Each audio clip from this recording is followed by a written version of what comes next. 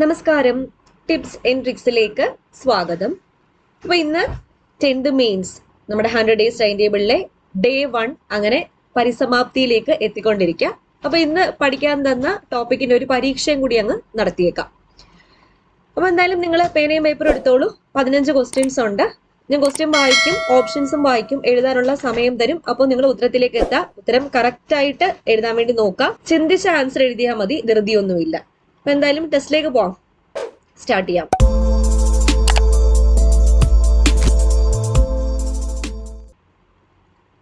Tenth mains day 1 exam. അപ്പൊ ഇന്ന് പഠിക്കാൻ തന്ന ടോപ്പിക്സ് ഒന്നുണ്ടെന്ന് ഞാൻ പറയാം. Arrival of Europeans, contributions of Europeans, അതുമായിട്ട് ബന്ധപ്പെട്ട SCRT പാഠഭാഗം 7th സ്റ്റാൻഡേർഡ് സോഷ്യൽ ചാപ്റ്റർ 2, കച്ചവടത്തിൽ നിന്നും അധികാരത്തിലേക്ക്, മലയാളം പര്യായ പദം, LDC മെയിൻസ് 2021 ചോദ്യപേപ്പർ. ചോദ്യം ആദ്യത്തേത്, കടൽ മാർഗം ഇന്ത്യയിലെത്തിയ ആദ്യ യൂറോപ്യന്മാരാണ് പോർച്ചുഗീസുകാർ. പോർച്ചുഗീസുകാരെ സംബന്ധിച്ച് താഴെ പറയുന്നവയിൽ നിന്നും തെറ്റായ പ്രസ്താവന കണ്ടെത്തുക. എ, പറങ്കികൾ എന്നറിയപ്പെടുന്നു. ബി, വാസ്കോഡഗാമയെ ഇന്ത്യയിലേക്ക് അയച്ച പോർച്ചുഗൽ രാജാവാണ് ഡോം മാനുവൽ ഒന്നാമൻ. സി, കണ്ണൂരിൽ സെന്റ് ആഞ്ചലോ കോട്ട നിർമ്മിച്ചത് അൽമേഡയാണ്. ഡി, ഇന്ത്യയിലെ രണ്ടാമത്തെ പോർച്ചുഗീസ് വൈസ്രോയി ആയിരുന്നു ഫ്രാൻസിസ്കോ ഡി അൽമേഡ. ഇതിലെ തെറ്റായ പ്രസ്താവന കണ്ടെത്താന് ഉത്തരം എഴുതിക്കോളൂ.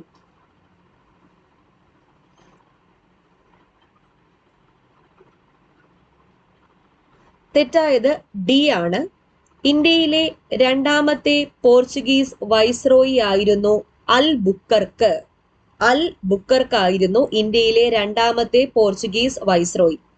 അപ്പൊ ഇന്ത്യയിലെ ആദ്യത്തെ പോർച്ചുഗീസ് വൈസ്രോയി ആരായിരുന്നു? ഫ്രാൻസിസ്കോ ഡി അൽമേഡ ആയിരുന്നു ആദ്യത്തെ പോർച്ചുഗീസ് വൈസ്രോയി. രണ്ടാമത്തേത് അൽ ബുക്കർക്ക് ആയിരുന്നു. അതാണ് ഇവിടെ തെറ്റിപ്പോയത്. ബാക്കി ഓപ്ഷൻസ്, പറങ്കികൾ എന്നറിയപ്പെട്ടത് ആരാ? പോർച്ചുഗീസുകാരാണ്. വാസ്കോഡഗാമയെ ഇന്ത്യയിലേക്ക് അയച്ച പോർച്ചുഗൽ രാജാവ് ആരാണ്? ഡോം മാനുവൽ ഒന്നാമൻ. കണ്ണൂരിൽ സെന്റ് ആഞ്ചലോ കോട്ട നിർമ്മിച്ചത് അൽമേഡയാണ്. ശരിയാണ്. എന്ന അൽമേഡ കണ്ണൂരിൽ സെന്റ് ആഞ്ചലോ കോട്ട നിർമ്മിച്ചത് വർഷം 1505. രണ്ടാമത്തെ ചോദ്യം, കാർട്ടസ് എന്നതുകൊണ്ട് അർത്ഥമാക്കുന്നത് എന്ത്? എ, ഇന്ത്യയുടെ ഏതെങ്കിലും ഭാഗങ്ങളുമായി മറ്റ് കപ്പലുകൾ വ്യാപാരം നടത്തുന്നത് തടയുന്നതിന് വേണ്ടി പോർച്ചുഗീസ് ഉദ്യോഗസ്ഥർ നൽകിയ ഒരു പാസ് ആണ് കാർട്ടസ്. ബി, പോർച്ചുഗീസുകാരുടെ കപ്പലുകൾ പൊതുവെ അറിയപ്പെടുന്ന പേരാണ് കാർട്ടസ്. സി, വാസ്കോഡഗാമ ഇന്ത്യയിലേക്ക് എത്താൻ ഉപയോഗിച്ച പാസ് ആണ് കാർട്ടസ്. ഡി, കാർട്ടസ് എന്നാൽ ഭൂപടം എന്നാണ് അർത്ഥം.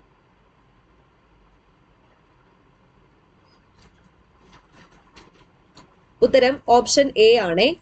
എ, ഇന്ത്യയുടെ ഏതെങ്കിലും ഭാഗങ്ങളുമായി മറ്റ് കപ്പലുകൾ വ്യാപാരം നടത്തുന്നത് തടയുന്നതിന് വേണ്ടി പോർച്ചുഗീസ് ഉദ്യോഗസ്ഥർ നൽകിയ ഒരു പാസ് ആണ് കാർട്ടസ്. കാർട്ടസ് എന്നാൽ പാസ്.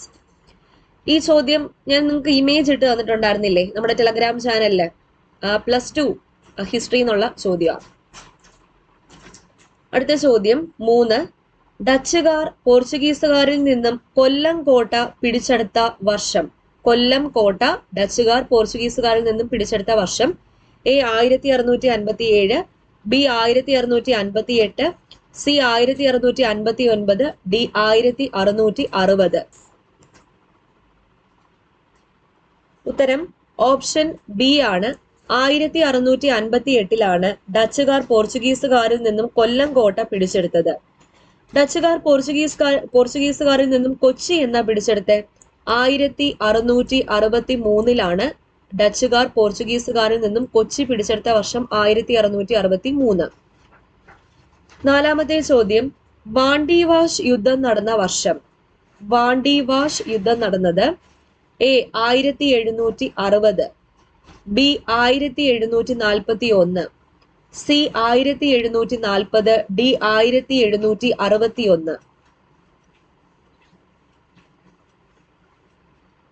ഉത്തരം ഓപ്ഷൻ എ ആണ്. 1760. വാണ്ടിവാഷ് യുദ്ധം 1760. പ്രാധാന്യം, ഫ്രഞ്ച് അധിനിവേശം ഇന്ത്യയിൽ അവസാനിക്കാൻ കാരണമായ യുദ്ധമാണ് വാണ്ടിവാഷ് യുദ്ധം. അടുത്ത ചോദ്യം 5, താഴെ പറയുന്നവയിൽ നിന്നും തെറ്റായ ജോഡി കണ്ടെത്തുക.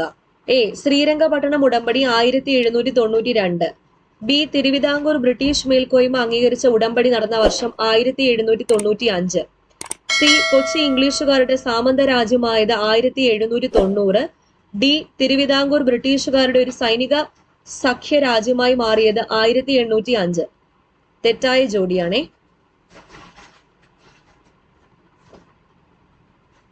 ഉത്തരം സി ആണ്. കൊച്ചി ഇംഗ്ലീഷുകാരുടെ സാമന്ത രാജ്യമായ വർഷം 1791. 1791. അത് നമ്മുടെ +2 ഹിസ്റ്ററി ഞാനൊരു ടേബിൾ ഇട്ട് തന്നില്ലേ, അതിനകത്തുണ്ട്.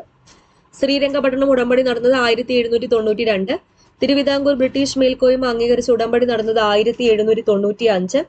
കൊച്ചി ഇംഗ്ലീഷുകാരുടെ സാമന്ത രാജ്യമായത് 1791. തിരുവിതാംകൂർ ബ്രിട്ടീഷുകാരുടെ ഒരു സൈനിക സഖ്യ രാജ്യമായി മാറിയത് 1805. ആറാമത്തെ ചോദ്യം, ഹോർത്തൂസ് മലബാറിക്കസ് ഡച്ചുകാരുടെ ഏറ്റവും വലിയ സംഭാവനയാണ്. താഴെ പറയുന്ന പ്രസ്താവനകൾ പരിശോധിച്ച് ശരിയായവ കണ്ടെത്തുക. ആദ്യത്തേത്, ഹോർത്തൂസ് മലബാറിക്കസിൽ പ്രതിപാദിച്ചിരിക്കുന്നത് മലബാറിലെ സസ്യജാലങ്ങളെ കുറിച്ചാണ്. രണ്ടാമത്തേത്, ഹോർത്തൂസ് മലബാറിക്കസിൽ ആദ്യം പ്രതിപാദിച്ചിരിക്കുന്ന സസ്യമാണ് തെങ്ങ്.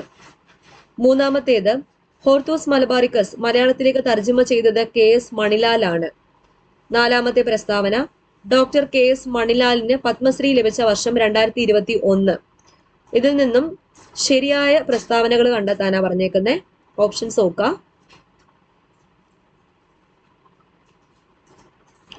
ഉത്തരം ഓപ്ഷൻ സി ആണ്. 1, 2, 3 ശരിയാ. നാലാമത്തെ പ്രസ്താവന തെറ്റാ.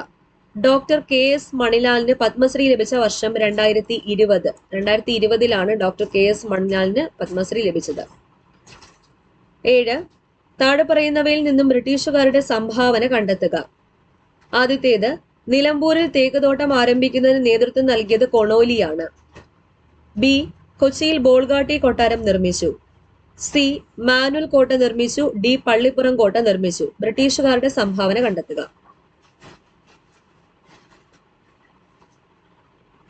എ ആണ്. ബ്രിട്ടീഷുകാരാണ് നിലമ്പൂരിൽ തേക്കുതോട്ടം ആരംഭിച്ചത്. അപ്പോൾ തേക്കുതോട്ടം ആരംഭിക്കാൻ നേതൃത്വം നൽകിയ ബ്രിട്ടീഷുകാരൻ കൊണോലിയാണ്. ബി കൊച്ചിയിൽ ബോൾഗാട്ടി കൊട്ടാരം നിർമ്മിച്ചതാരാ? ഡച്ചുകാരാണ് കൊച്ചിയിൽ ബോൾഗാട്ടി പാലസ് നിർമ്മിച്ചത്. മാനുവൽ കോട്ട നിർമ്മിച്ചത് പോർച്ചുഗീസുകാർ. പള്ളിപ്പുറം കോട്ട നിർമ്മിച്ചതും പോർച്ചുഗീസുകാർ. 8, താഴെ പറയുന്നവയിൽ നിന്നും ഒറ്റയാനെ കണ്ടെത്തുക. തരണി, രവി, മതി, ദിവാകരൻ.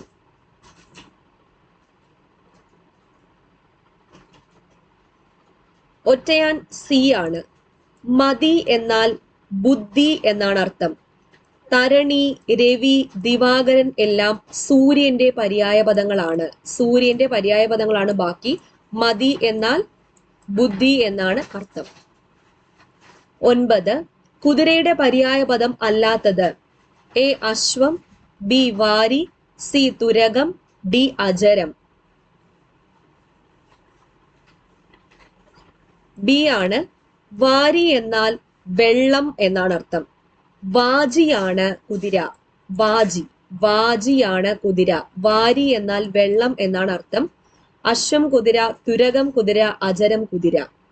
കുതിരയുടെ പര്യായ പദം 5 പര്യായ പദം പഠിക്കാൻ തന്നിട്ടുണ്ടായിരുന്നു. 10, താഴെ പറയുന്നവയിൽ നിന്നും ജലത്തിന്റെ പര്യായ പദം കണ്ടെത്തുക. അപ്പ്, മനീഷ, ഹയം, വാജി. ഉത്തരം എ ആണ്. അപ്പ് ജലത്തിന്റെ പര്യായം. മനീഷ എന്നാൽ ബുദ്ധി. ഹയം എന്നാൽ കുതിര. വാജി എന്നാൽ കുതിര. ജലത്തിന്റെ പര്യായ പദങ്ങൾ ഏതൊക്കെയാ? വാരി, സലിലം, അപ്പ്, വെള്ളം. വാരി, സലിലം, അപ്പ്, വെള്ളം എന്നിവയാണ് ജലത്തിന്റെ പര്യായ പദങ്ങൾ. മനീഷ എന്നാൽ ബുദ്ധി. ബുദ്ധിയുടെ മറ്റു പര്യായ പദങ്ങൾ ഏതൊക്കെയാ? മനീഷ, മതി, ഓജസ്, പ്രജ്ഞ, ദിഷണ. ഓജസ് എന്ന് വെച്ചാൽ ബുദ്ധി എന്നാണ് അർത്ഥം.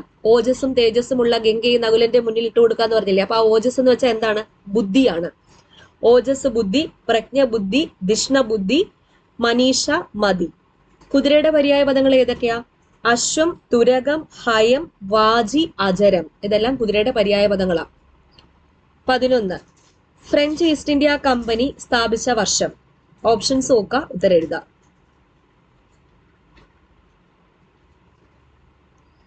സി ആണ് 1664 ഫ്രഞ്ച് ഈസ്റ്റ് ഇന്ത്യ കമ്പനി സ്ഥാപിച്ചത്. 12 ആരായിരുന്നു കുഞ്ഞാലി മരക്കാർമാർ? എ സാമൂതിരിയുടെ സൈന്യാധിപൻ, ബി സാമൂതിരിയുടെ നാവികപടയുടെ തലവന്മാർ, സി സാമൂതിരിയുടെ പ്രധാനമന്ത്രി, ഡി സാമൂതിരിയുടെ കുതിരപ്പടയുടെ കാവൽക്കാർ.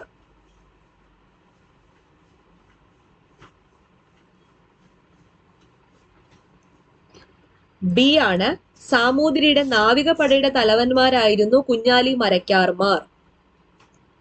13 താഴെ പറയുന്നവയിൽ സൈനിക സഹായ വ്യവസ്ഥയിൽ ഒപ്പുവെച്ച നാട്ടുരാജ്യങ്ങളിൽ ഉൾപ്പെടുന്നവ? A Hyderabad, B Udaipur, C Satara, D Nagpur. A Hyderabad ആണ്. ഹൈദരാബാദ്, ഇൻഡോർ, തഞ്ചാവൂർ എന്നിവയാണ് സൈനിക സഹായ വ്യവസ്ഥയിൽ ഒപ്പുവെച്ചത്. ഈ ഉദയ്പൂർ, സത്താറ, നാഗ്പൂർ ദത്തവകാശ നിരോധന നിയമപ്രകാരം പിടിച്ചെടുത്ത നാട്ടുരാജ്യങ്ങളാണ്. ഉദയ്പൂർ, സത്താറ, നാഗ്പൂർ. 14 പ്ലാസി യുദ്ധത്തിൽ ഏറ്റുമുട്ടിയത് ആരെല്ലാം? ഓപ്ഷൻ നോക്കാം, ഉത്തരം എഴുതാം.